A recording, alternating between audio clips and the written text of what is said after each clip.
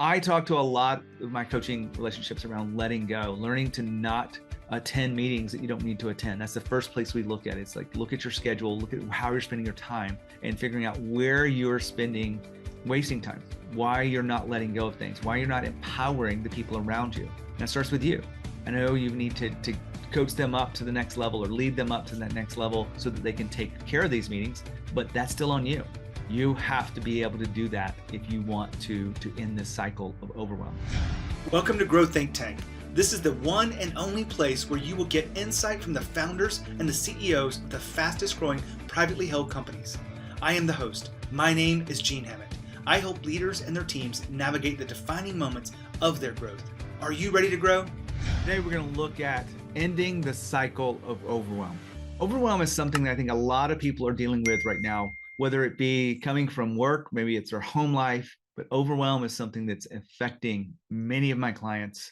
It's affecting me, it's affecting my wife, it's affecting many of our employees, and it's probably affecting you, it's probably affecting your employees. And so today we're going to dive into this whole thing. This is a special episode where I'm going to just kind of wrap with you a little bit about what's going on with overwhelm and what's not. Let me introduce myself in case you don't know who I am. My name is Gene Hammett. I am an executive coach. I also run a leadership development company. We combine those together to create a solution to create winning teams, to create organizational transformation, and to really help companies grow.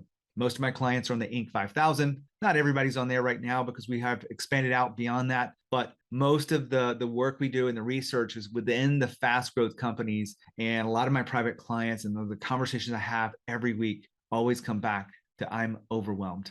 I feel like I'm always behind. I feel like there's never enough. And so today I'm going to share with you a good bit about ending the cycle of overwhelm. But first, let's talk about what's really going on. Some of the symptoms for overwhelm are very clear. It's time and priority struggles, right? Can't fit everything into it. Things take longer. Feeling like you're behind. Totally get this. I've been there. Trust me. And running multiple businesses and having all kinds of things going on in my personal life have led to that. And so you've probably dealt with it too. The second thing that you want to pay attention to is the physical stress of it, right? When you feel like you're behind, there's a level of stress that we begin to carry with us that we have to be mindful of, right? Those things cause high blood pressure. Those things cause us to be overweight, overeat, self-medicate in some way that's probably not good for us, whether that be food, alcohol, lack of sleep, all of those things happen. And then there's also the emotional stress of it. It begins to weigh on us to such a degree that it causes us to feel burnout. Maybe it causes us to feel like we are not worthy or we're living the wrong life or going down the wrong path. And so I share these things up front because I know what it feels like because I've been there. I've been on the edge of burnout in my cycle of business over the last 30 years. But I want you to remind you that you don't have to accept that. You can actually figure out how to move beyond that feeling of overwhelm and end the cycle of overwhelm. So let's dive into some of the things that we need to discuss here. And the first one is the big idea. The big idea behind this whole thing centers on you, just that you want to blame someone else. I know it's easy. Blaming the people around you for putting things on your list, blaming your family, blaming, the market, the recession, the COVID, whatever it is, blaming someone else won't help you. If you catch yourself using language where you are placing the blame on someone outside of yourself, it's a problem. And it's probably what's causing the overwhelm and keeps it coming back. The cycle never ends. And so I bring that up because it really is something that I want you to think about. There's a saying that goes around that I think fits in this situation is you are the problem. I know it's heavy to take for some people who are in overwhelm, but you've created this. You allowed what's on your schedule. And you allowed all of the things that you're juggling right now. And you allowed all of this to get to you with your priorities and struggles. I had a client the other day that said, I did an experiment about the number of tasks that we have to do. And he was really trying to work on his focus inside of his workday. It was a worthy experiment. But I will tell you what happened was he came back and said, there's an infinite number of things to do. And I chuckled. I'm like, yeah, did you think there weren't? Him being the COO of a $50 million company was like, there's always something to do. And I'm like, yep, that's just the way it is. But the what we have to do is realize that we said yes to those things. We said we would help. We said we would do all this stuff, when you need to figure out that it starts with you first. Blaming others doesn't help. It starts with you.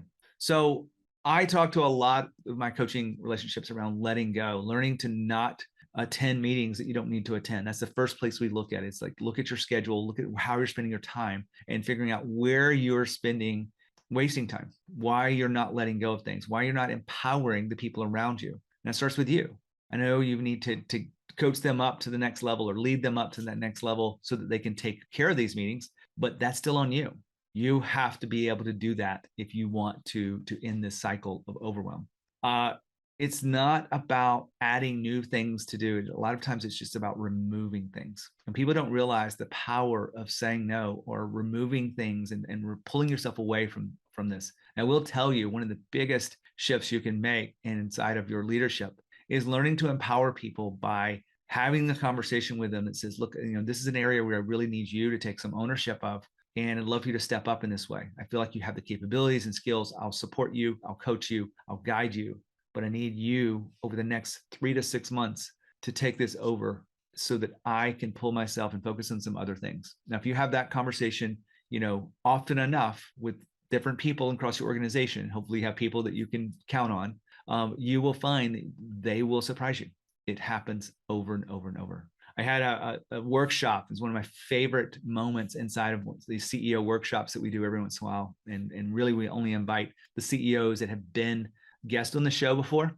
But we have this, you can get a copy of some of these things if you look at some of the resources on our website, genehammett.com. And I'm not trying to pitch you on anything, but if you want support with, some of these issues, like you're the bottleneck, or, how to spend your time, make your time work, many other those topics, you can find them at genehammett.com. Just do a quick search. You'll be able to see some of the things there. If not, reach out to me. I'll send you a list of what you're looking for. But I say this because inside one of those CEO workshops, we were talking about delegating to other people. And one of the CEOs came back and said, I had this problem where I would believe that people can't do the work. I was like, okay, so what happened? He goes, I just decided to change my belief that people were awesome. And when I believe that people are awesome, I feel like they can figure out how to do the work. And so I just changed my belief. I'm like, that's not that easy to do. But he talked about how quickly it was inside of his own thinking and believing and behaving as a leader. And he just said, if people are awesome, then I can, ask them to do more. And he goes, people surprised me. People absolutely stepped up. They gave me, more than they've ever given before. They figured some things out. They did some things in an elegant way. And I have those stories over and over and over. And that is a cycle that creates more passion and inspiration by those that are on your staff, by you trusting them and empowering them. I think you get that as being a leader. But the problem that gets in the way is you. If you believe they can't do it, it will always be the same. So I want to walk you through 3 coaching shifts that are necessary for you to make to end the cycle of overwhelm. And I say this because I thought about this and how many of my clients get stuck in these different areas. There's so many. And I want to share with you just a little bit about what I can give with you here today in this video, and just to help you with what you're facing. The first one is your language. When you're overwhelmed and you have a language that goes around and says, I have to do this and I have to do that, or, you can tell that it's something that pulls energy away from them. And one of the things that I get them to be aware of is their language is keeping them in this cycle of overwhelm, keeping them stuck. And I ask them to change their language. And whenever they say something, instead of saying I have to switch it to I get to. It's a very small shift, but the power of this shift is profound. Specifically, one of the stories I think about this is I coach some sales teams inside of this business, and I support my clients where I need to. And I had a couple of sales reps that were really good performers, really loyal to the mission of the business, and yet they were feeling overwhelmed. And we talked about that feeling. We talked about what was going on. And it was coming from all of the business they worked so hard for in the past, in the fall of the year, was now requiring us to work more in the spring of the year. and this is just the nature of their cycle of their business. They're sort of in tax credits. They don't do tax returns, but they do kind of follow the same cycles of the tax returns. These government tax credits are a huge opportunity, and if you're not taking advantage of them, you're missing out. But without telling you the name of the company, because I didn't get permission today, I just wanted to share with you, I had a conversation with these two sales reps about one topic of overwhelm and changing their language from I have to I get to. I get to serve my clients. I get to do these reports. I get to earn the work that we have worked so hard to get. And they embraced it. And they feel like it changed everything for them. In fact, they've had a breakout year this year. They're probably 2x, 3x their quota because they work as a team inside that. So it's a little bit complex. But the point behind this story is they're willing to look at things differently. Instead of saying, I have to serve clients, they change their language to I get to serve clients. And how that affected their work and their overload was profound. And the bottom line tells it, because breakout year being 3x what their quota was supposed to be is phenomenal. The number two behind this shift is shifting your identity. Your identity is who you see yourself as. If you see yourself as the person who gets it all done and you can take it on, you just keep piling it on yourself, then it's going to be hard. So one of the ways that you can shift identity, and there's many different ways inside of coaching, is for you to write down a new declaration. So it's sort of in language, but it's not necessarily in the verbal as much as it's in how you are engaging with yourself. And one of the things I've been writing down this year is I have enough time to do the things I want. So instead of feeling like I'm always behind, I write this down every day when I'm setting goals and planning my day for the day. And I say every day, it's probably 5 out of 6 days a week, or 5 out of 7. And it's been powerful for me. It's just to be front and center around I have all the time I need to do what I want. That one statement, being present to it, grounding in that every day, has helped me let go of the stresses of all the things that are around me. And I focus on what's most important. I focus on, make time for what's most important. And I feel so much better behind it. So I'm sharing with you because it's something I've personally used. I've used it with clients. They've used it as well. But I just wanted to share a mixture of examples here that would help you move forward. Now, the third one is about your being is primary. Now, this is a big idea inside my coaching, but let me just unpack it for you just a little bit. A lot of people focus on what do you need to do to be successful? And that is a good question. What do you need to do, right? We have to get to that point. But what I find people often missed is who do I need to be successful? Who do I need to be? Your being is primary. I believe that if you get centered around who you're being, then the doing takes care of itself. I'm not saying that you're not going to get to the things on your to-do list, but are you going to do it from a place of focus? Are you going to do it from a place of confidence? Or are you going to do it from a place of frustration and overwhelm? Your being is primary. Your being matters the most. It really is something that will help you be more successful.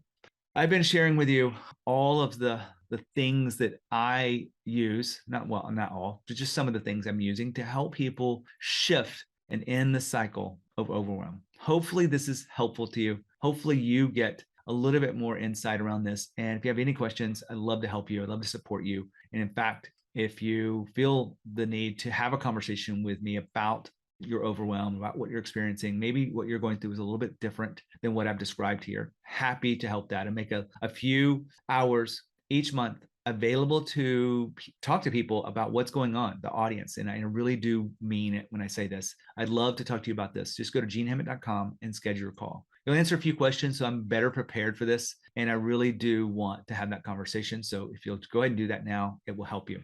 My job is to help you grow as a leader. Now, you can use this if you're a CEO. You can use this if you're on an executive team. You can do this if you're a director level or something like that, or even a frontline leader to help you lead your team. Because here's the thing.